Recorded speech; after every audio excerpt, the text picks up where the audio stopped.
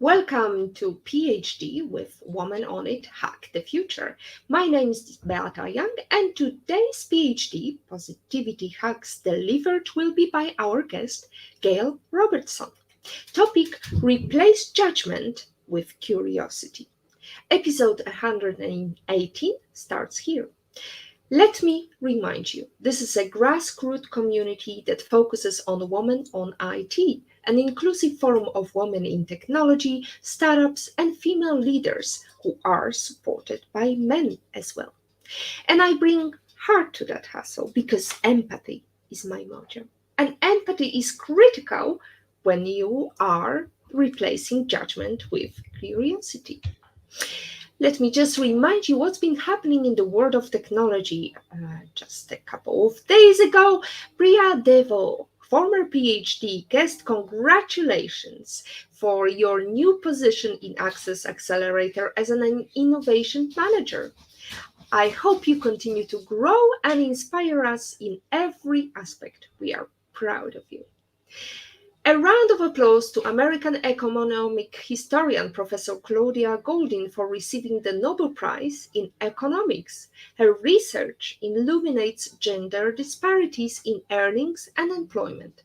Let's champion equal pay and celebrate your incredible achievements. Congratulations once again, Professor Goldin. Kudos to our former PhD guest and Vice President of MongoDB, Tara Hernandez, on a successful key speech presentation at the 10th Annual Lesbians Who Tech and Allies San Francisco Summit last Monday. Cheers to more events and amazing insights of yours. Now let's go back to our topic of today's discussion: replace judgment with curiosity. In a world that often jumps to conclusions, there is a refreshing alternative: replacing judgment with curiosity. In this enlightening episode, we invite a remarkable guest with a passion for uncovering the unique stories that lie within every individual. Join us as we delve into the world of curiosity and storytelling with Gail Robertson, a Chief Curiosity Officer, PR strategist, and keynote speaker at GailNow. With her virtual and in-person coaching, she's breaking the mold of traditional marketing to empower businesses to embrace the power of curiosity. Gail, where in the world are you today? I am in Canada and I'm in Windsor, Ontario, and I'm right on the border with Detroit, Michigan. So I really have a good vibe going in terms of Canada and US. And I also do a lot of work in the US. And I just got back from Portugal. So I have a bit of a sampling of the European world as well. Well, I'm joining from Europe as well. Actually, I'm sitting in Poznan in my daughter's lovely small apartment, so you can probably hear a kitty in the background demanding attention. And there is lots of culture in Poznan and in US and Canada as well, and definitely it requires a lot of curiosity. So, what surprised you the most in Portugal? You know what? Probably just, I don't know if it was a surprise, but just really embracing the concept of the importance of connecting with people, and that is what makes travel so amazing. So I would say I did some research. I will say I probably visited more Catholic churches than I ever thought I would be doing. But that also was, I went into the whole idea of better understanding world religions. So definitely lots of churches, lots of castles, and appreciating history. Also, when I traveled to England, I had a similar experience many, many years ago when I was a lot younger. So just understanding that, there's a lot more than just our own world that we live in. There is a lot more and a lot more to discover when you visit foreign countries. So You mentioned UK. Why do you believe it's very similar? Because I think there is a different, influence when it comes to church. In Portugal, it's very Catholic, whereas in UK, it's more Protestant. So, why do you find similarities there? Well, more the history, right? The deep, deep history. Because coming from Canada, when we think something's 100 years old, we think, oh, that's so old, right? And when you travel, you start to see history in a whole different light because we're talking about, so many hundreds of years going back. But I also believe with curiosity, you start seeing more similarities sometimes with religions than differences. And we sometimes choose to see the differences as opposed to what is in common. And really what's in common is, I always said, faith is so powerful. I have my own faith, but I can appreciate, and it comes from a more Christian background, but I appreciate my friends that are Muslim with their faith, or people who are Buddhist. So having faith is important. And whenever I travel, it helps me to see we have more in common with people than we have differences. And people want to, connect. The other surprise, well, this wasn't a surprise. It was more of a confirmation of humanity. People, this young couple, they were friends. I guess they were teenagers, older teens. And we were struggling, my friend and I were struggling with finding the metro station, and using the money and, getting our tickets. And they said they came with us and took us to the right station, explained where to go next. And then they went back to where they were going. People are a lot more kind and helpful than we sometimes think, especially young people, right? We met a lot of really amazing young people when we were there. So that's another thing I've learned. It's easy to discount them as being lazy or, uninformed, but, you sometimes see what you look for. Mm. You say, well, it's interesting what you say. We have more in common than differences in terms of conflict. We are right now facing a conflict between Hamas and Israel. So, what would you suggest to those people who can't find a common ground? How to find this common ground, and how to, I don't know whether it's heal the deep, deep wound that sometimes prevents us from having holistic approach. Well, on that topic, I will say this: as someone who is curious and does research, number one is learn history, ask more questions, do your research before you maybe go out and post on social media. I see a lot of people that are become, Middle East experts sometimes, and that topic is such a difficult one. There's certain topics that it's difficult for someone like myself even to comment on, because there is so many aspects to that issue. And most of the times we're not really aware of, the bigger picture, of understanding what the history is, of understanding, different views. I heard someone earlier today on a radio show said, what's the number one leadership lesson that she learned is that, listen, active listening. And, there's some topics too become also very emotional.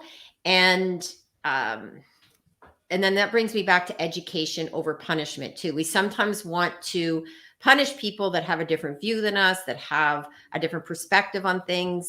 And instead, we need to lean in, listen more. And in terms of what's happening right now in the Middle East, that is a very deep, deep issue, and a topic probably we could spend just time. And I think I would defer to some people who have more expertise in that area.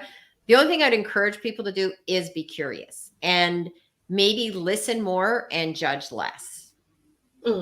Listen more, judge less. We have somebody who's definitely listening and tuning in. That's Jane, who says, hello, Beata and Gail. Hand pink waving. Excited to listen to this episode. We are excited to have you as our lovely supporter. And anybody who wants to join us, ask a question or say a comment, please you're more than welcome. Any comment help our algorithm and makes us visible to everyone, because we want you to be curious. We want you to stay with us and also develop the skills that are very, very necessary, meaning not only curiosity, learning, everlasting learning, and being in touch with technology. Because, Gail, you mentioned that you had something in common. Tell us about your career.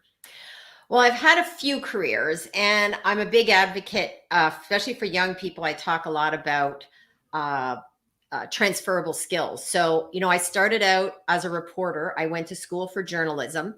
I now call myself a recovering journalist because I'm a great believer, in having less censorship and being more curious, asking more questions.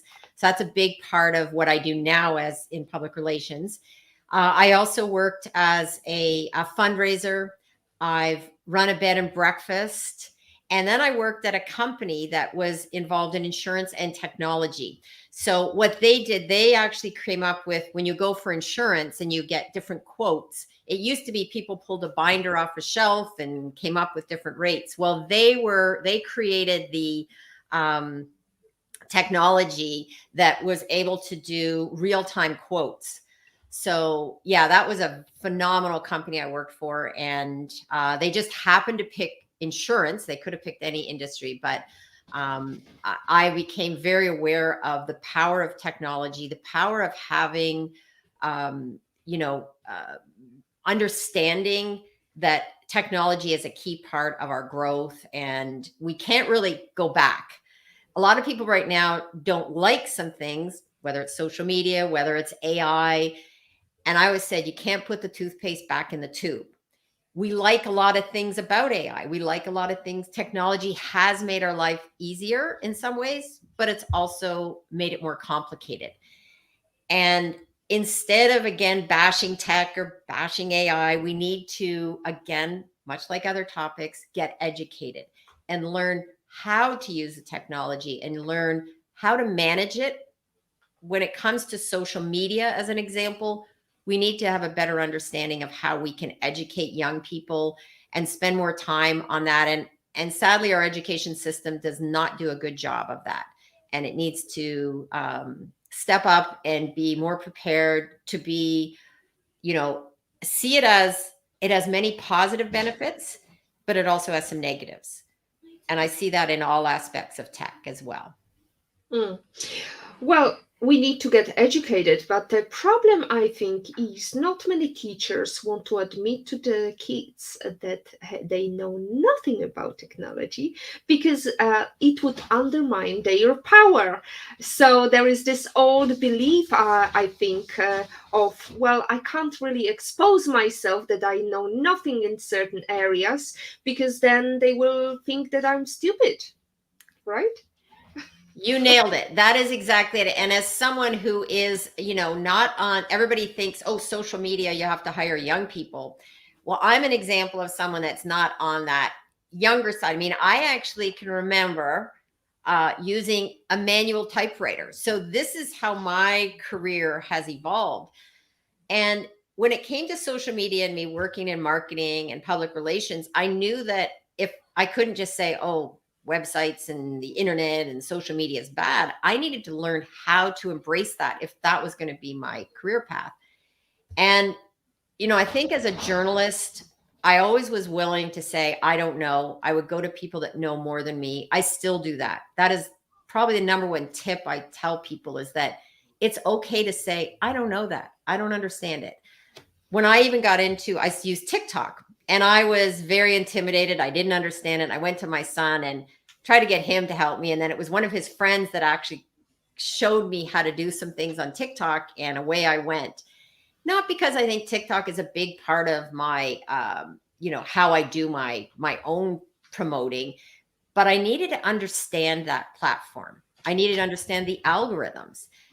And that's what I encourage people to do, is go learn about something. If you're afraid of something, if you're intimidated by something, get yourself educated. And I think what happens in the education system, you're right, it is a control issue that I can remember trying to, I wanted to email a teacher. Oh, no, we can't email. Like you had to call between 9 and 3. And it's not about very good customer service as well. So yeah, we have a problem with how we're going to educate. And now we're talking about AI. And the more you try to suppress it, it's not going away. I always said the power is with people who will learn how to use AI and how to also question. When I see interviews now, I always go, like, is that AI generated? Like, don't assume everything you see on social media is accurate. Oh, absolutely. Don't assume, don't jump to conclusions. And definitely, I would say that being curious helps you in terms of not feel intimidated because you're just asking questions. And this way, you can learn much more than pretending that you know something that you have no clue. And then when nobody's looking, checking the Google and checking what they were talking about, but you have more questions than you had in the first place. Yes. Right. Gail, you are the chief uh, curiosity officer. Tell me, how did that name come about? Well, I was actually attending I took some training with something called heroic public speaking. And it was more than just learning about public speaking. It was really about trying to figure out, our messaging, our stories, how we can go out and, I'm a great believer in, how can we make change in the world? And it was other people started to say, oh, you're very curious. Oh, you are so curious. I didn't think any of this was unusual. I guess because I asked so many questions and I'm always leaning in and want to know people's stories. And it's different than being nosy, right? And a lot of people say, oh, being nosy. It's about wanting to understand someone else, wanting to hear someone else's story. So the chief curiosity officer is really part of my brand. I work in public relations. So I saw, chief information officer, chief finance officer. So I thought, well, I'll be chief curiosity officer. And it is something that's, starts some discussions. And that's really why I picked it. I thought it's something that really helps identify my brand. Along with, you'll see in the background, I have this, sign up, suit up, and show up. And that's another extension of that curiosity, is that the sign up is about mindset. You have to decide, do you want to make change? Do you want to tell your story and how? And then the suit up is the being curious, doing your research, and then showing up. And showing up with that curiosity is how, I do this with my brand, but I also do this when I'm working with people, especially in manufacturing, because they have this wealth of stories they're sitting on. And if you're not sharing it and not showing up, then no one will know about it. Hmm. Well, most companies believe they support curiosity and creativity, but their employees disagree. In a 2015 study by Merck KGA, researchers found that 84% of employers believed they encouraged curiosity. 60% of employees felt their curiosity was stifled. So, how can companies help to develop curiosity in their structures? Those stats point to something that I see, anybody who's parented a teenager. I used to always say too with my son, I always want to encourage him to ask questions, go out in the world and, challenge authority. Oh, wait a minute. Don't challenge me as a parent. And that's one of a big lesson I learned, in parenting, is that we have to remember, just like our employees, we need to encourage them to ask questions. I've been very blessed. I have had a couple of really great bosses, worked in companies and organizations that encouraged and supported me when I maybe pushed back and just didn't accept, what they were saying. And more companies need to really look at, okay, why are certain companies more successful? Why are certain people more successful? And a lot of times, if you look at it, creativity is important, but curiosity is when you're allowing people to have a different view than you do, and to maybe bring up something that is uncomfortable. And here's where we have a problem right now, is companies think they're doing that, but often they're not because they shut down different views. And this goes back to why I'm also against censorship. We need to be able to hear people who have different views than we do. I told this story. I'm on a radio show, and when I was in high school, I was on the debating team.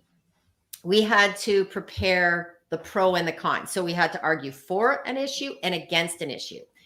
And we had to go to the debating competition and be ready to debate either side. And most of us wanted to win, right? So you were going to prepare both sides.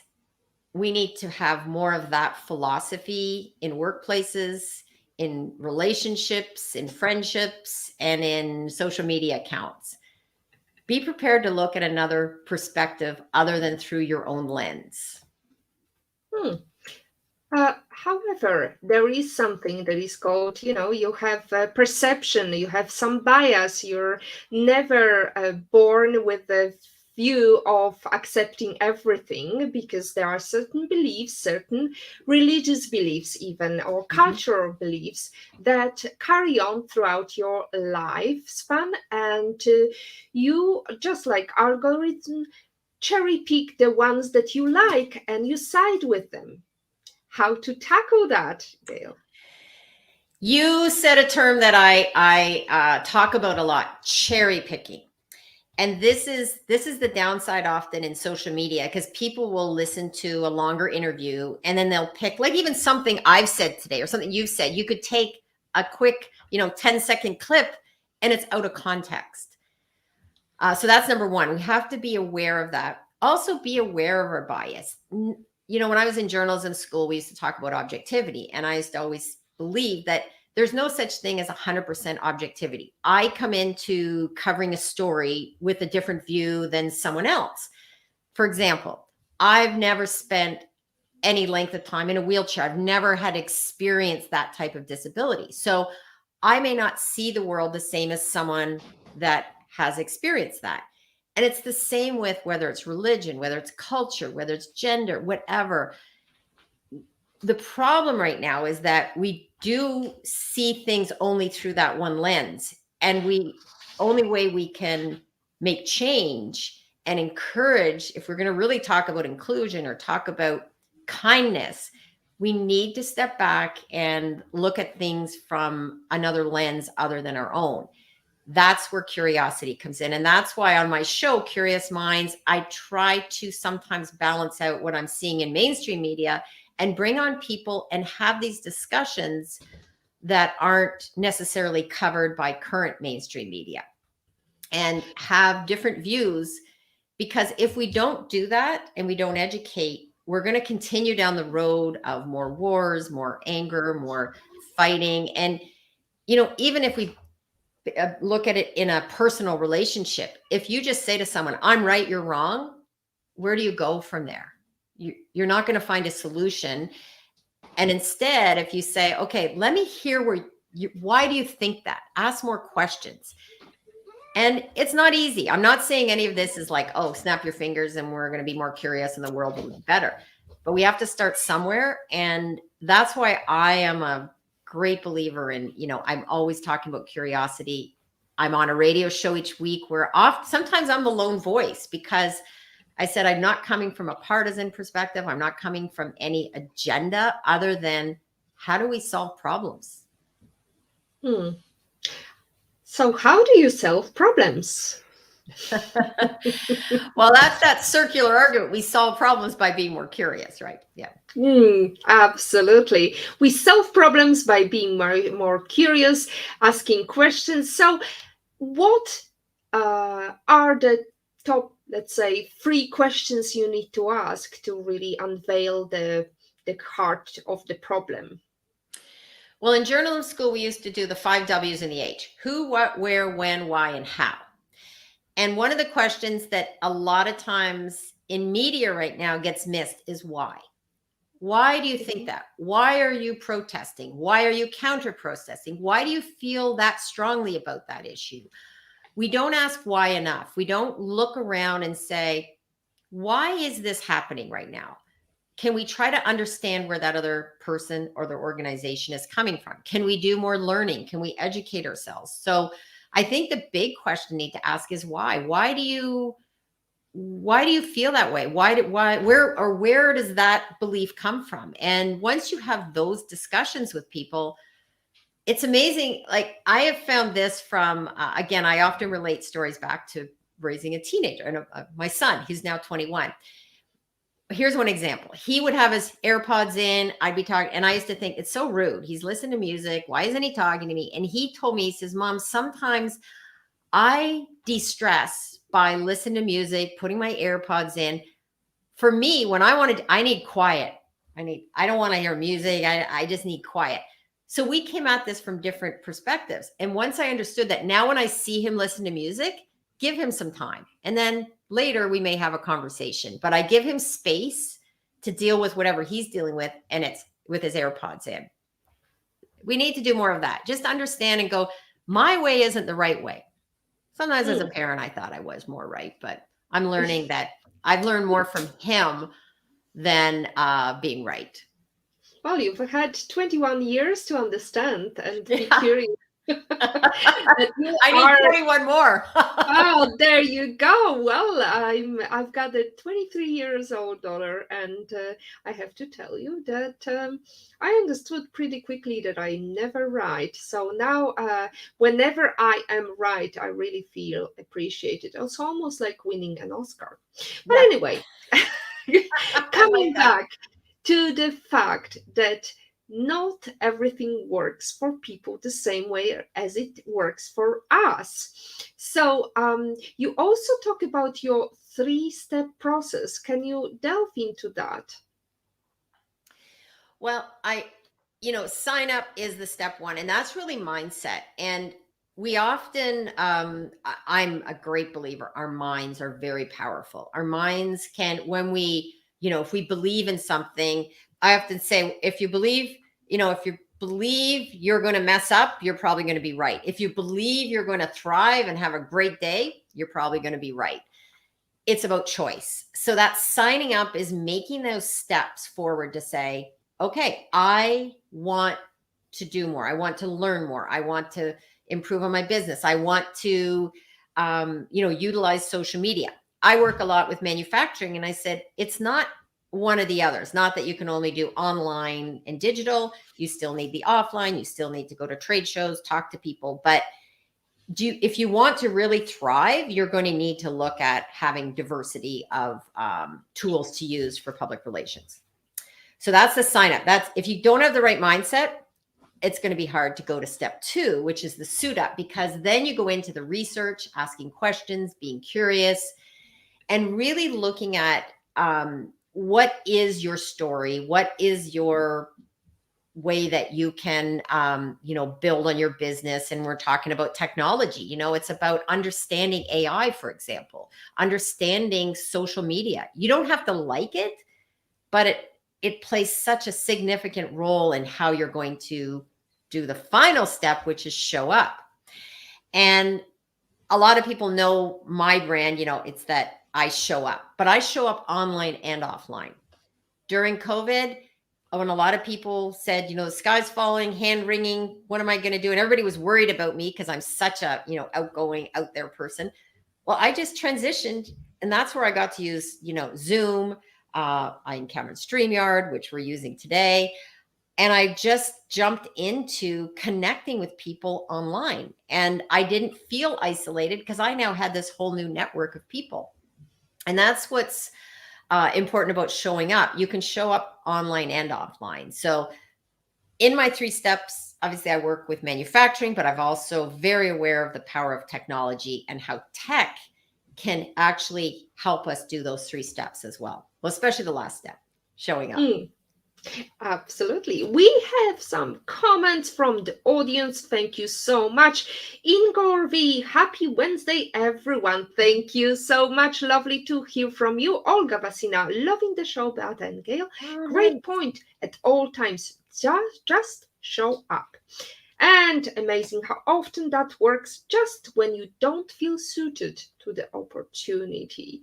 Absolutely. Now, But sometimes there are times that we just want to have our AirPods in and don't show up, and that's okay too, Mhm. because if you don't have clarity, if you're in your mind, you can't really empty your glass anymore, right?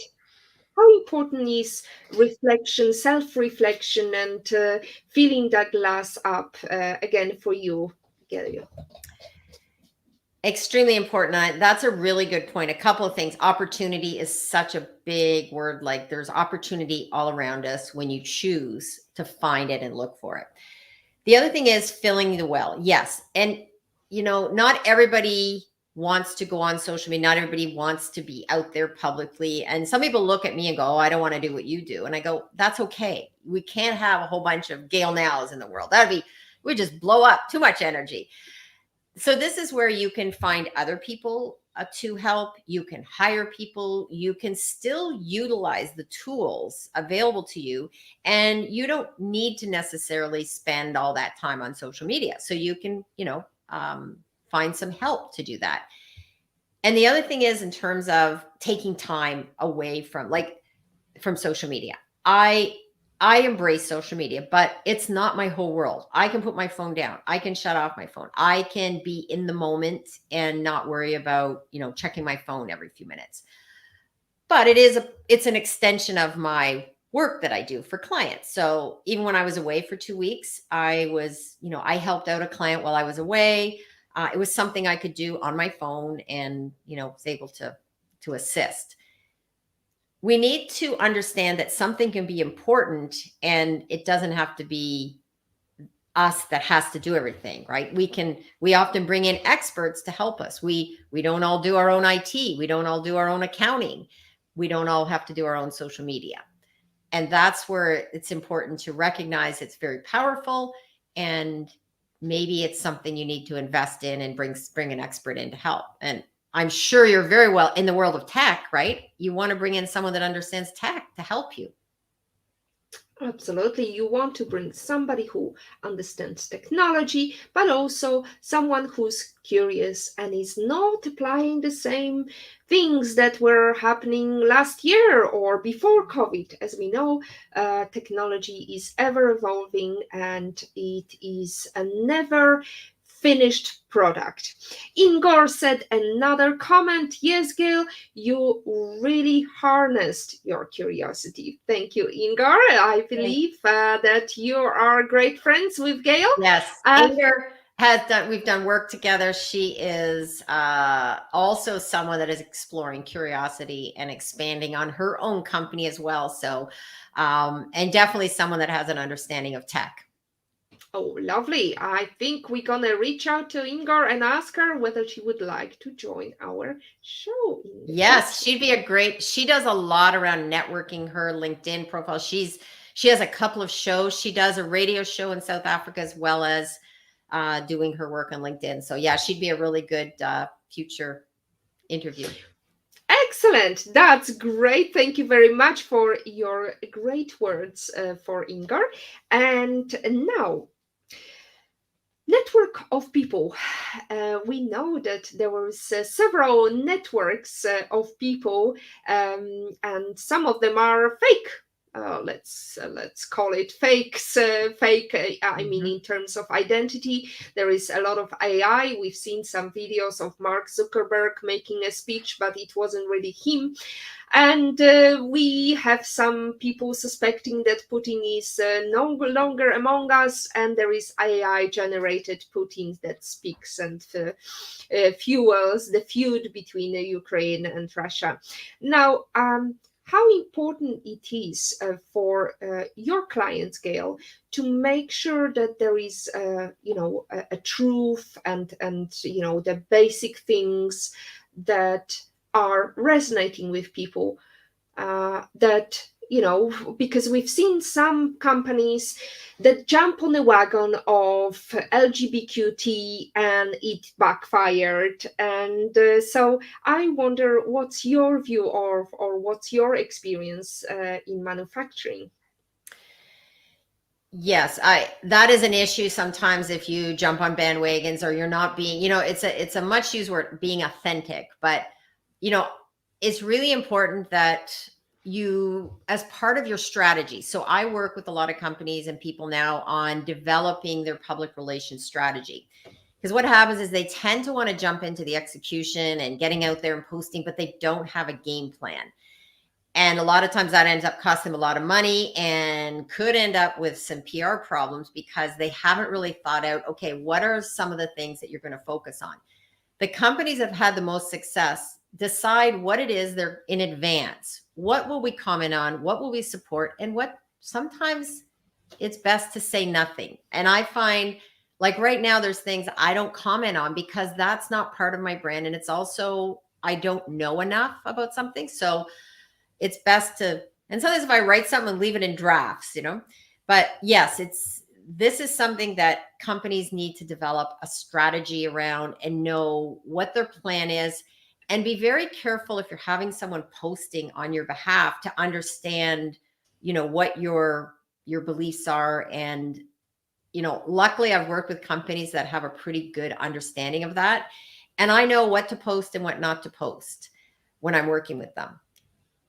So that would be my answer, is that, yeah, don't, just because you see something and you want to, increase, your reach, give some thought to the long term and what is your brand. And some people are fine with getting into the I call it the ditches of, fighting about things online. I don't necessarily go with that. There was something happened even with a post I did, and I decided not to get into, a battle with people and sometimes just let it go. I had someone say, if you go start responding to everybody, it'll really help with your algorithm and expanding your reach. But I thought, that's not how I want to expand my reach.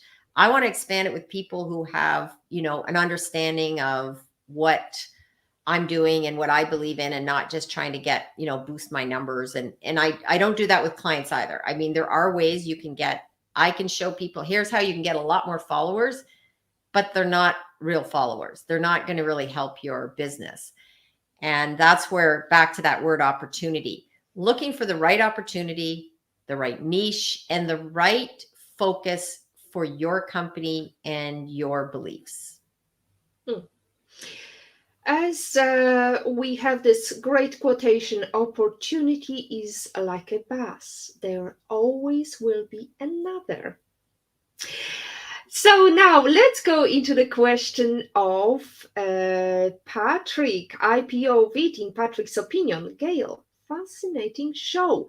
When you get curious on YouTube channel about the subject, is it best to start from zero knowledge, or do you read furiously and then start interviewing? Wow, I like that because I tend to do some research. I want to at least have an understanding.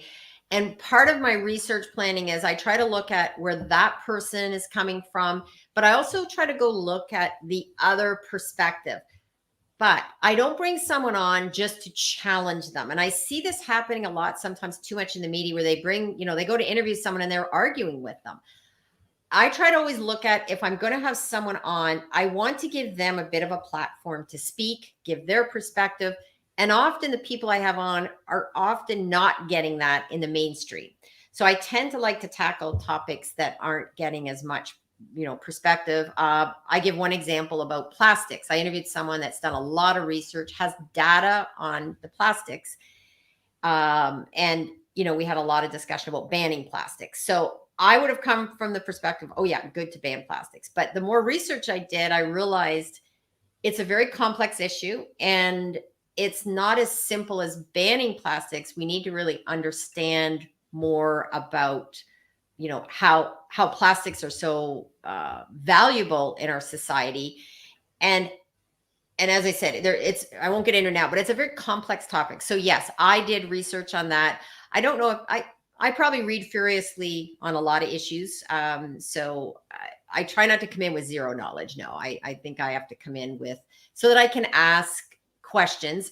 As a journalist, I would always do research before an interview because I wanted to go in with that curiosity mindset and ask appropriate questions. Let's get curious with Gail. You still have some time to ask her questions.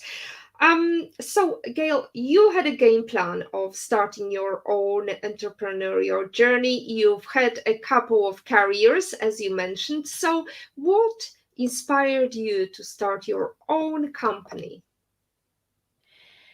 Well, I actually didn't have this like dream of being an entrepreneur. I wanted to say that. So I sort of came about as it was an opportunity that presented itself.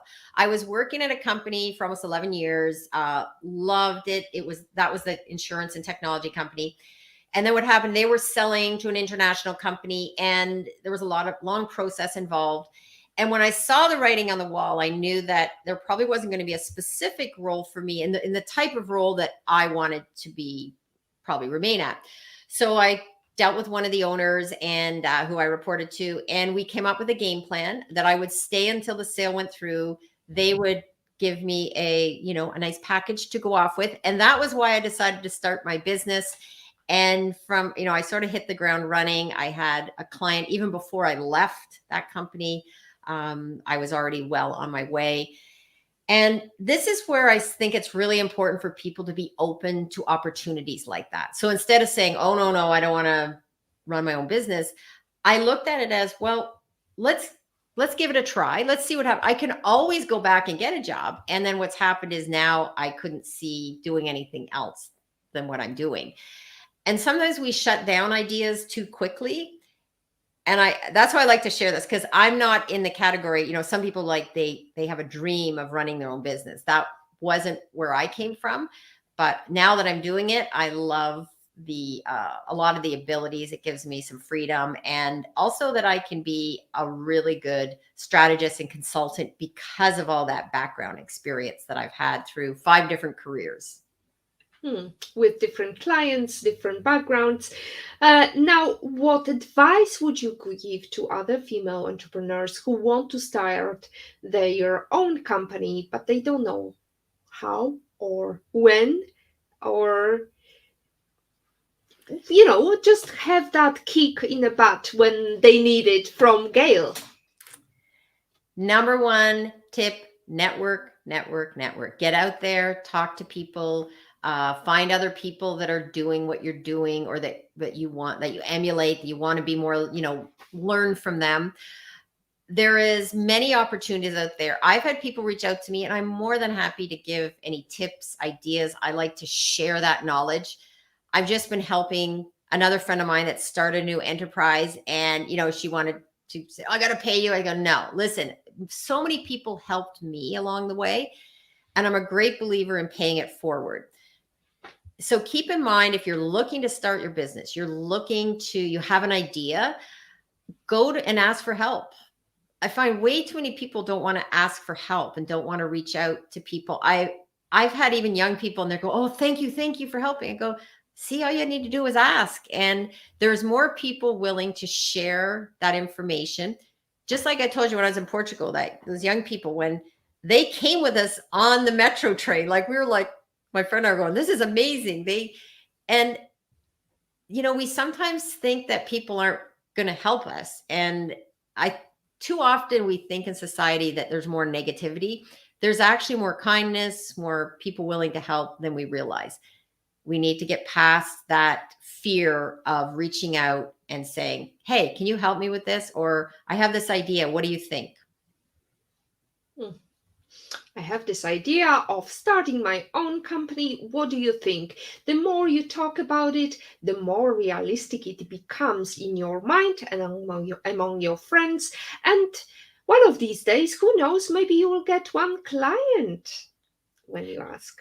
The more questions you ask, the easier it gets. The more, like anything, if you're going to run a marathon, you don't run out and do it right out of the gate. So whatever you're doing, you have to start small, and then just consistency. I've learned this from cycling.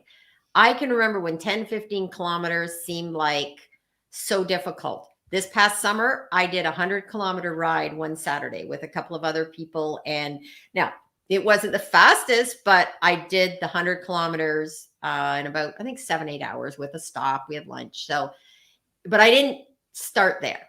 I built up to that. Well, you're very outgoing, and we can see you've got a very bubbly personality. What about those who find it very difficult to make the first contact? Again, this comes down to we need diversity in how we're hiring. And when I say that, I mean in different types of personalities. When I was hiring people, I said, there's no way I wanted to go out and hire everybody that was like me, that thought like me, acted like me, a bunch of extroverts. Because I said, we'd never get anything done. We'd be in the room having ideas and having a great time. But we need people that are, I always say, we need the Excel spreadsheet people. We need the quiet people. We need the people who are sitting back and listening and reflecting. So I always encourage people that you don't have to be like me. Just like I look at people and go, oh, I wish I could do Excel spreadsheets better. That's not my gift. But here's the thing, I can find someone else to help with that. The same thing, if you'd feel that it's uncomfortable doing networking, then find, and I've talked about this in my talks, right? That it's starting where you're at, and also maybe finding someone to go with you, and start with a group that you already feel comfortable with. So if you are into something, say you're into, I don't know, quilting, okay, or whatever, you're into race cars, go to a group where you have things to talk about in your comfort level first. Start there. And then eventually, you can reach out. There's a lot of networking to be done online. You never even have to really, personally see anyone. You can go online and get connected. We see people commenting, asking questions here today. That's a great way to start opening doors. Like, I want to talk to, I'd like to, everybody that's commented, Olga and that, I want to meet with them on LinkedIn or on YouTube, and make a connection. So that's how I've met a lot of people, was going into shows like this, commenting and asking a question, or meeting people kind of behind the scenes. So if you're an introvert and don't want to go out to the public events, there's other ways that you can connect with people. And I applaud the people who have, asked some questions, because now I'm curious about, I think it was Patrick and Olga, like now I want to connect with them. We encourage you, Patrick and Olga, to go and connect with Gail Robertson. If she's available, not just on YouTube, she's got her own channel, but also on various networks. For example, LinkedIn. That's where we met first, thanks to Angela, who recommended you. Now, yes, Angela. Now, yes. okay, here's a great, thank you for reminding me that Angela Thurman is amazing at project management, amazing human being, who I met through a networking group during COVID. We connected, and then she recommended me, and I went out to Seattle, and I talked at an aerospace conference about, and it was about women in aerospace. So that was all started because of a contact online. And, that's the kind of thing I encourage people to do. We finally met in person. I think that was the first time we met in person, was when I went out to Seattle. So yeah, it's amazing what you can do online. And LinkedIn is a great opportunity. Again, that word, opportunity. Look for opportunities in your comfort level first, then take it up a notch. Now, there's things we all don't like doing, but we do them because it helps with our career success. And I know a few introverts like that. They don't love necessarily public events, but they'll do them because they get something from it. And then they need to go home and, refill the well again. Absolutely. Now, you talk about curating a network. We know that Angela is great at curating network, because we basically, after her appearance, asked her, does she know anybody that she could recommend to our show? And she made amazing list. I mean, not only you, but a couple of other great female leaders that we are so grateful to, Angela. What are the other different ways of curating your network carefully, as you call it? Curating a network, whether in person and on social media, is crucial. I love Twitter or X or whatever you call it. I don't really care what you call it. I like the platform mainly because it has the least amount of censorship. So that's why I like Twitter. And I still call it Twitter. What I do though is I curate my network. So there's certain things that come up and I just scroll by, but there's certain people I follow, I'm connected with. I keep them high on my list because I like to go read what they're saying, because I know they're curious. They're doing the work to make sure that if they're posting something, they've already kind of done the background research, and I can trust mostly what they're saying. We need to do this a lot more in our social media. We tend to do it with our friends. I mean, you're not going to hang, to me, are you going to hang around with someone who's always negative and who's always complaining? And well, eventually we sort of distance ourselves. And the same thing needs to hold true with social media. And to me, it's not a platform that's good or bad. It's how you utilize that. Now, I get on Facebook, for example, people, now I get all these men that are widowed and in the army reaching out to me like that's, but I don't say, oh, I'm not going to use Facebook. Facebook has a purpose, Twitter has a purpose, and LinkedIn has a purpose. And there's going to be stuff we don't like on all of those platforms. And you have to figure out a way to cull, to basically go through and edit who are you going to stay connected with. And that is how you meet amazing people. That's how Angela and I stayed connected, because we had a lot of common things that we shared. And it wasn't all, negative, or wasn't trying to sell on anything. We're sharing information. I think we are great at sharing information and supporting each other, and we've seen it not just during today's show. However, it's worth mentioning that we have another comment from Patrick. Go talk race cars, says the race car commentator. Ooh. Well done, Patrick. There you go. And Ingar, opportunity, yes, embrace them. Absolutely, Ingar, we agree with you. And that's your last opportunity to ask questions, because we are heading towards the end of our show. And Angela, I've got a couple of more questions, and I wanted to ask you about your life lesson quote and how did it change you? Okay, so this is be curious, not judgmental. This I heard on Ted Lasso show, and I love the whole concept of that show. I encourage people, whether it's not just about sports either, it's about life, it's about sports, it's about humanity, it's about belief, and it's about curiosity. So when I heard that, it really fell into line with everything that I'm doing. And yeah, it just is something that became part of my mantra right now, right? That when you're curious, it's very hard to be judgmental, because once you're curious, go do the research, you can then better understand what other people are saying and doing. And I use this in manufacturing as well when I work with clients, is that the more curious we are about understanding how manufacturing works. I do a lot of work in mold making. Well, they're the people that make things that make things. And, our cars don't just magically appear in our driveways. There's a whole list of people that were part of making that vehicle, just like there's a whole list of people making things every day that we use. So when we start appreciating all of the people behind the scenes, I'm someone front and center, but I appreciate all the people behind the scenes doing work to build, my business, as well as build a better community. As we like to say, remember the little people, because they will remember you on the way down as well as on the way up. So, Gail, I wanted to ask you another question by using quotation of Eleanor Roosevelt. She once said, "Women are like tea bags. We don't know our true strength until we are in hot water." So, Gail, in life, how are you in hot water? How are you brewing?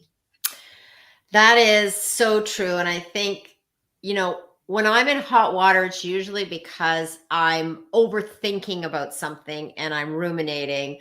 I really work on that. I took a course with Biliana Georgieva, who I think I mentioned you. So she did a course called Wise Up.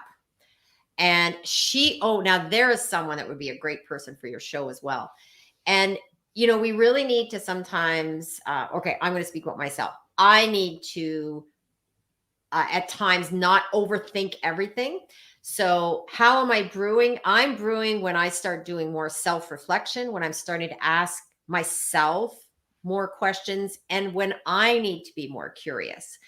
As much as I'm out there talking about this, believe me, I fail on this sometimes too. But failure is part of learning, failure is part of growth.